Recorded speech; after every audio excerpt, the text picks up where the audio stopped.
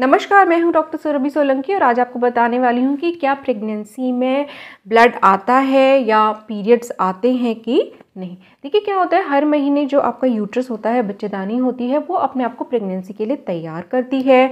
तो जब आपका पीरियड ओवर हो जाता है, उसके बाद से ऐसे हार्मोनल चेंजेस होते हैं आपकी बॉडी में कि आपकी जो यूट्रस के अंदर की परत है, जो एंडोमेट्रियम जिसको बोलते हैं, वो अपने आप को मोटा करता जाता है, वहाँ पे वो थिक होता जाता है और इस तरीके से अपने आप को तैयार करता है कि अगर प्रेगनेंसी होती है, सेक्स होता है, स्पर्म अंडे से मिलता है, शुक्राणु अंडे से मिलता है और प्रेगनेंसी कंसीव होती है, यानी कि वो एम्ब्रियो जाके चिपक जाता है यूट्राइन लाइनिंग से, तो वो यूट्राइन लाइनिंग उसको सपोर्ट करती है प्रेगनेंसी को, बच्चे को मदर के ब्लड के थ्रू न्यूट्रिशन और ऑक्सीजन देने में हेल्प करती है। तो कई तरीके से हेल्प करती है ये बच्चे की ग्रोथ में, बच्चे को सपोर्ट करने में।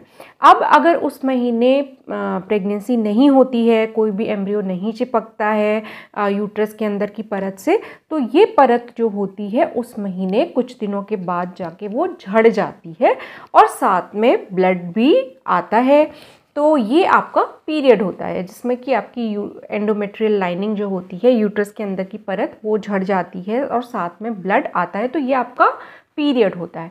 अब अगर किसी महीने प्रेगनेंसी हो जाती है, यानी कि ये जो सारी तैयारी यूट्रस ने कर रखी थी प्रेगनेंसी के लिए, वो सफल हो जाती है, वहाँ पे एम्ब्रियो जाके चिपक जाता है, तो फिर बॉडी में ऐसे हार्मोनल चेंजेस होते हैं कि उस महीने फिर पीरियड नहीं आता है, क्योंकि एंडोमेट्रियल लाइनिंग यानी कि जो यूट्रस के अंदर की परत है वो अगर झड़ जाएगी तो बच्चा भी गिर जाएगा, वहाँ पे प्रेगनेंसी होल्ड नहीं हो पाएगी।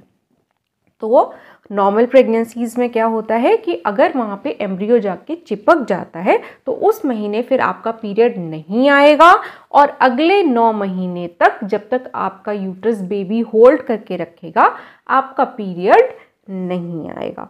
तो अगर प्रेगनेंसी होती है तो पीरियड नहीं आता है, ये बात ध्यान रखिएगा।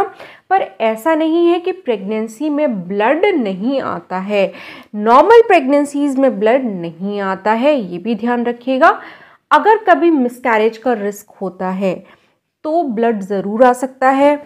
प्रेगनेंसी में कभी भी अगर आपके ब्लड आ रहा है, पूरे 9 महीने में कभी भी आ रहा है, तो ये कोई नॉर्मल चीज़ या इसको कैजुअली लेने की चीज़ नहीं है। इसके लिए आपको आपके गायनेकोलॉजिस्ट जिनसे आप चेकअप करा रही हैं अपना रेगुलरली प्रेगनेंसी के दौरान, उनको बताना बहुत ज़रूरी है कि आपके ब्लड आया है।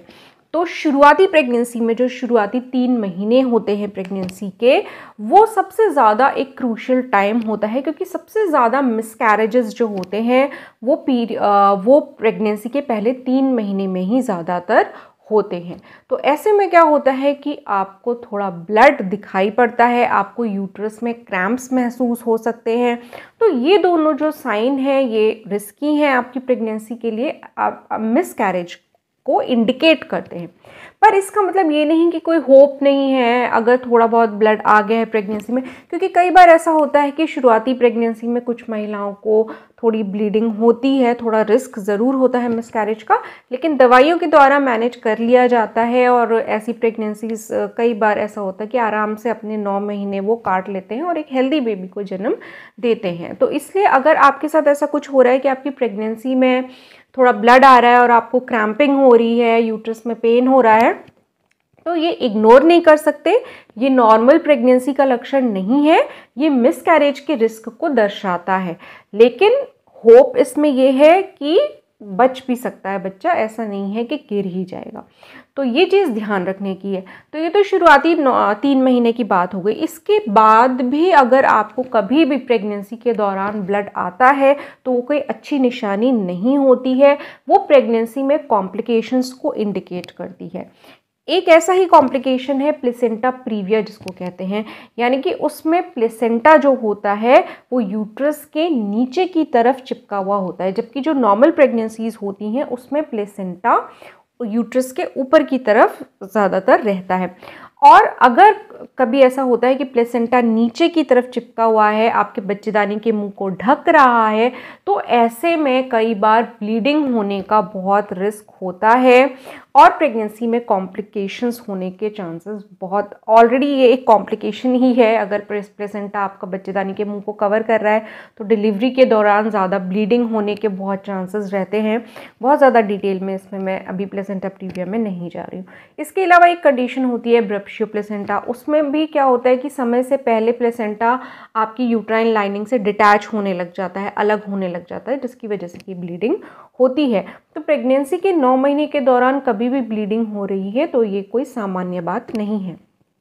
हाँ, जब आपका लेबर का टाइम आने वाला होता है उस टाइम पे अगर आपके थोड़ा बहुत म्यूकस आता है और उसके साथ ब्लड की धारियाँ आती हैं, ब्लड स्ट्रीक्स आते हैं, तो वो ज़रूर एक कोई घबराने की चीज़ नहीं है, क्योंकि उसको शो बोला जाता है। वो जो म्यूकस के साथ थोड़ा ब्लड आता है वो एक्चुअली तब आता है जब आपकी बच्चेदानी का मुंह खुलने लग जाता है और आपके लेबर का टाइम आ जाता है, मतलब बच्चा डिलीवर होने का टाइम आ जाता है, तो वो उसकी एक निशानी होती है। तो अगर ऐसा होता है तो आपको अपने डॉक्टर के पास जाना है, आपके डॉक्टर चेक करेंगे आपका यूट्रस का मुंह कितना खुला है, फिंगर से वो चेक करते हैं, और अगर आपको एडमिट होने की ज़रूरत होगी डिलीवरी के लिए तो वहाँ पे आपको एडमिट कर लिया जाएगा। तो इस वीडियो में हमने जाना कि नॉर्मल प्रेगनेंसी में ब्लड नहीं आता है, हेल्दी प्रेगनेंसी में ब्लड नहीं आता है, लेकिन अगर ब्लड आता है प्रेगनेंसी के दौरान किसी भी महीने में तो वो थोड़ा रिस्की होता है और कुछ कॉम्प्लिकेशंस उसमें हो सकते हैं, जिसके लिए कि आपको ट्रीटमेंट की